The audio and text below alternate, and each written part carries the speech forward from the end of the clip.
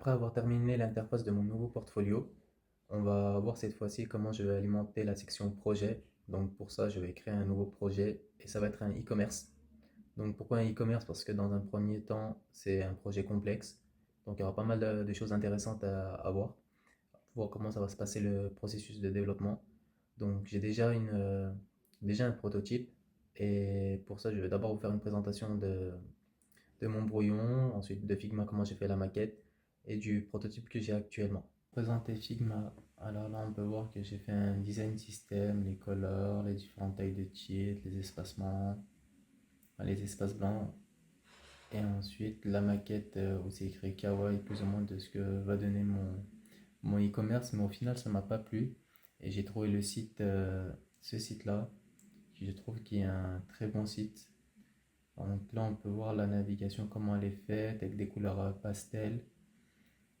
Et en termes d'expérience utilisateur, c'est niveau visibilité, j'aime bien. On comprend directement. Là, quand on appuie sur un produit, il y a cet effet-là que j'aime bien. On peut aller voir côté mobile, on peut voir que c'est responsive. Ils ont géré ça. La navigation qui change toujours. Voilà, si on choisit. Et ensuite, le menu de navigation. Donc, j'aime bien ce style et je vais partir sur ça. Là, du coup, j'ai réalisé mon brouillon par rapport au site.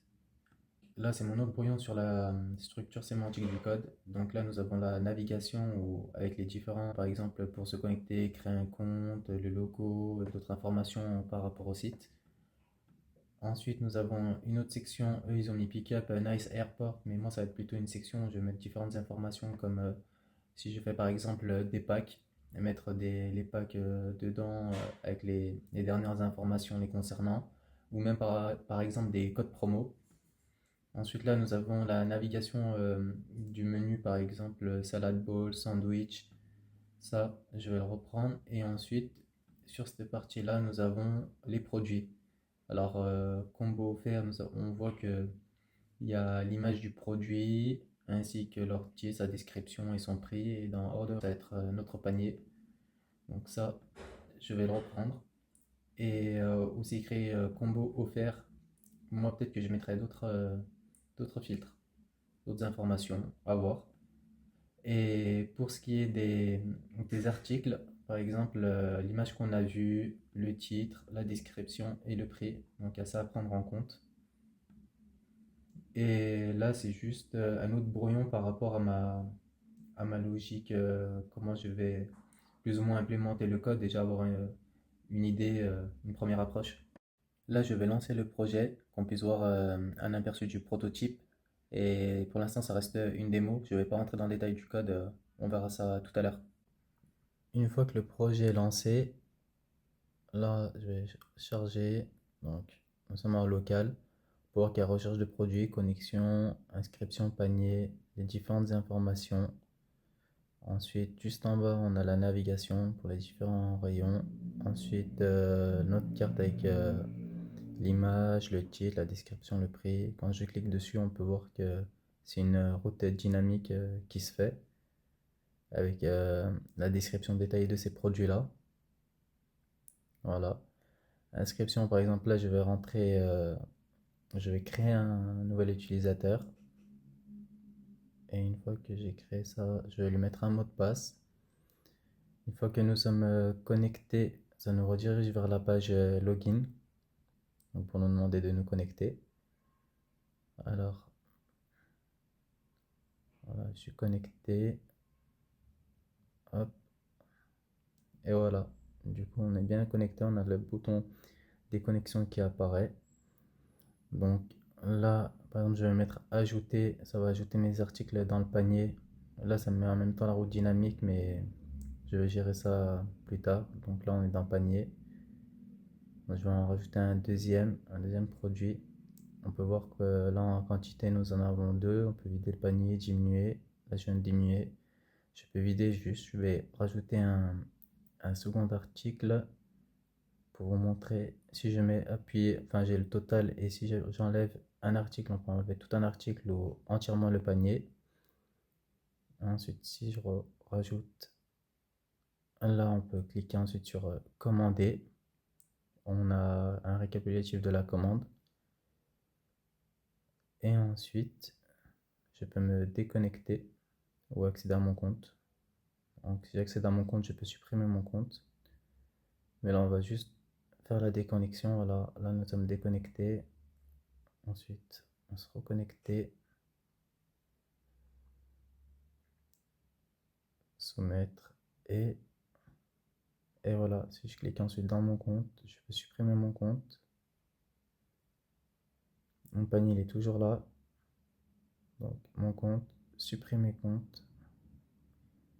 Voilà, c'était supprimé. On voit bien une pop-up qui apparaît. Et ensuite, là, il nous dit qu'on n'a pas le droit d'accéder à cette page-là. Donc, ça nous redirige vers login, parce que le compte a été supprimé. Et là, si j'essaie de, par exemple, d'aller dans account, et ben là, je peux pas, ça met une erreur. Même si on le désactive côté JavaScript, depuis le navigateur, on peut pas parce que j'ai sécurisé aussi le serveur de ce côté-là, ce qu'on appelle les matchers avec Next.js. Pour ça, j'ai utilisé pour ce e-commerce Next.js avec PageRouter. Pourquoi PageRouter? Parce que j'ai acheté le livre du coup React où dedans il me parlait notamment de Next.js avec les autres technos qu'on va voir par la suite. Aussi, comme on avait vu pour la réalisation du nouveau portfolio, le côté, euh, le côté serveur rendu où les fichiers sont pré-téléchargés côté serveur. Donc pour un e-commerce, ça va être très intéressant d'avoir cette puissance-là. Donc Next.js, on va l'utiliser côté front-end pour l'interface utilisateur, côté client et côté back-end, les API routes. Donc là, je vais parler des notions que j'ai utilisées, pas totalement le détail du code, mais les concepts du développement web. Alors ensuite, j'ai utilisé GraphQL. GraphQL qui est un langage de requête qui permet de demander exactement les données dont on a besoin depuis le serveur. GraphQL, je l'utilise aussi avec Apollo et Azura qui utilisent comme base de données PostgreSQL. Donc, je vais vous expliquer le lien entre ces technos, comment Apollo, Azure, PostgreSQL et GraphQL fonctionnent ensemble. En gros, le lien entre ces technos, par exemple Azure qui est un moteur de GraphQL qui permet de se connecter à ma base de données. Quand je vais utiliser par exemple avec Next.js, je vais appeler mon API, je vais faire un fetch sur mon API. Et bah, côté back avec Next.js, je vais déjà faire dans un premier temps une vérification de la requête qui a été demandée. Et ensuite, je me sers de Apollo pour la communication avec Azura. Ça va me permettre de gérer les requêtes, le cache, les erreurs, ce qui simplifie l'intégration. Et Azura, à ce moment-là, il se connecte à ma base de données et expose des API GraphQL. C'est-à-dire qu'avec Azura, j'ai déjà des schémas prédéfinis sur lesquels je peux m'appuyer si je veux pour récupérer des renseignements en fonction de ma base de données que d'écrire tout le temps les requêtes GraphQL à la main, ce qui est extrêmement pratique. Donc, on a cette option-là et c'est pas à négliger, franchement, ça fait gagner du temps. Et voilà. Ensuite, Talon pour le style et TypeScript pour typer de projet, comme ça nous permet d'éviter d'avoir des erreurs futures dans le code.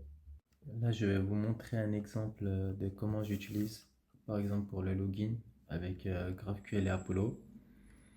Donc ici, Apollo, qu'est-ce que je lui donne? Du coup, je crée une nouvelle instance où je lui donne accès à Azura. Et une fois qu'il a eu accès à Azura dans login, alors là, ça va être ma requête GraphQL avec Apollo. Donc là, j'ai ma fonction, je récupère par exemple les informations email et password, je vérifie si c'est bon et si la méthode, si c'est bien la méthode post qui est envoyée. Ensuite, là, j'essaye les informations d'identification pour l'utilisateur. Donc, Apollo, j'utilise là, je dis que ça va être une query. Donc, query, c'est la query qui va s'appeler getUserEmail, qui va juste être au-dessus, getUserEmail. GGL, c'est pour Apollo de son côté pour transformer et que ce soit compréhensible par Azura. Et je lui envoie la variable email qu'on a récupérée ici avec recBody. Et ensuite, les informations retournées avec le user, un premier user 0, et ensuite la gestion, différentes gestions d'erreurs. Ensuite, comparer si le mot de passe est bon parce que j'ai crypté les mots de passe, ils sont pas en dur. Et ensuite, voilà, à peu près un fonctionnement avec Apollo et GraphQL. Si ça t'a plu, bah, n'hésite pas à t'abonner. Je montre un peu les projets que je réalise et les concepts, les notions aussi que j'ai mis en application sur ces projets-là.